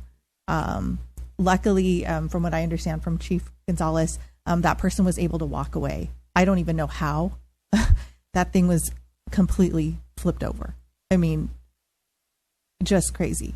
So, I know we all get complacent and, you think you're just going to look down real quick at your phone or you're going to grab a sip of your coffee or whatever. But in a split second, anything can change. And especially with all this water and everything happening, visibility is not great. Just be careful out there. Whatever you're getting to will still be there when you get there. So if you're 5 minutes late, it'll be okay. But with that, that's all for me. Thank you for being here tonight. And as always, be kind and have a good rest of your week. Thank you, Member Pro Tem Lau. Remember, on the back of the agenda are all the upcoming items in the city, but also the Laverne Link mobile app is very important to put that on your phone. If there's an issue in the city or you just want to find out what's going on, you can click on your app. If there is an accident or something, as Mayor Pro Tem Lau said, you can notify. It goes straight to the police department or the public works department if there's an issue on the street. Or otherwise, you just want to see what's going on in the city. So there's all this stuff. We've never done this before. We've been doing this now for the last, 6 months or so. Our staff's doing an amazing job to notify our community what's going on. Also, as Mayor Pro Tem Lau said, slow down, people. Just slow down. There's so much rain out there. The roads are slick. And check your tires, too. Check your car. I've seen some tires that are in the gas station. My gosh, there's no tread on them. It's like, wipers. And windshield wipers. It's the easiest thing. And I mean, come on, pay attention. We're going to have rain. We're going to have rain in another week. We're going to have rain again. So just slow down. Make sure you're walking when you're by the schools. Slow down. When it's time for the kids getting out, let's just pay attention. Take a look. We've had way too many accidents in Laverne and flip overs and car accidents. It's just our fire department's been busy. Public Works been busy. The police department's been busy. Just be careful, please. They went. I know you two went to the state of the district address. I was able to, as the president of the San Gabriel Valley Council of Governments, I was able to go to the CalCog, which was held in Monterey, which is basically 49 organizations that we had a big roundtable discussion, a bunch of speakers as far as transportation, EV charging, how the communities are dealing with the budget cuts right now and how that's really going to affect all of our communities. We need to really pay attention to that. But it was all sorts of different cities from all the way from the tip almost to Oregon all the way down to San Diego and Mexican border. So a lot of great communication. They're all connected to the higher electeds, big Congress, Senate, assemblies. We've met a lot of people from those different areas. So it's just a nice connection. It's a good connection for our to belong to because the San Gabriel Valley Council of Governments is 30-plus cities, 2 municipalities, and 2 supervisorial districts. And it really does make a big difference when things are coming down the pike as far as the states mandating that we all can fight this and fight what's going on to keep losing control of our communities. So with that, thank you for all attending tonight. Our next regular council meeting is on Monday. And by the way, to the 2 police officers, thank you for your amazing service. And also our fire department and all of our departments for doing such a great job in keeping us safe through this weather we've had. And it's just a testament to the dedication for our employees that how we can keep all of us safe. and internally for all of our office staff and everybody that does a great job here. Next meeting is on Monday, March 4th, 2024 at 5:30 p.m. As a reminder, upcoming events and meetings are posted on the last page of the City Council agenda. At this time, we're going to adjourn to closed session. Assistant City Attorney Porter, can you read the closed session item for the record? So the closed session item is a conference with legal counsel, public employee appointment pursuant to government 957. The public is entitled to have public comment if you want before we go into closed session. Not expected that there will be any reportable action, but you always have that right. Anybody want to speak on public comment? Please, Ms. Beauchamp.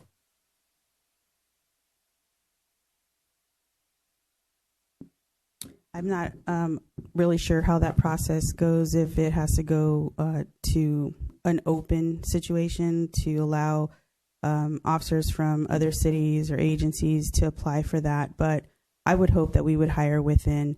Acting Chief Gonzalez has gone above and beyond, not only covering while Chief Flores was out on medical leave, but still, keeping the rapport and the camaraderie and the morale high in the department. And for that alone, plus everything else that he does, designing those programs,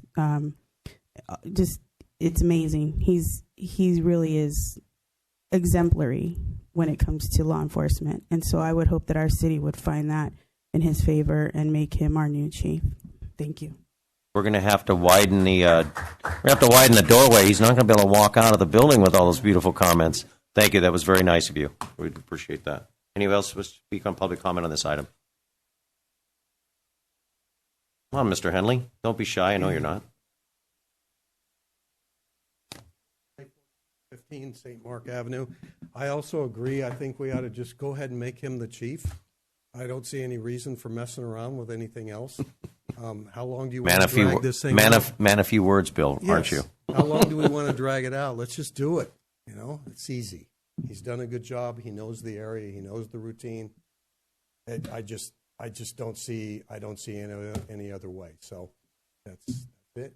Thank you, Bill. Appreciate that. And I do concur. He's done a fantastic job in the absence of Chief Flores. And we do appreciate that. Any other public comment on this item? Mr. Gabaldon. I want to endorse him as well. I've known him for about 20 years through my church. Not super close, but close enough to know he's a great man, good family. And I, too, think that what we've seen in our community and the work that he's done in the interim is what we're looking for. So I don't know why we need to look any further than him. Thank you. Thank you, Mr. Gabaldon. Any other public comment? We'll go ahead and close public comment. And with that, Mr. Porter, will we be reporting out? We are not expecting to report out. Okay. We will adjourn the closed session at 8:13 p.m. Thank you all for attending.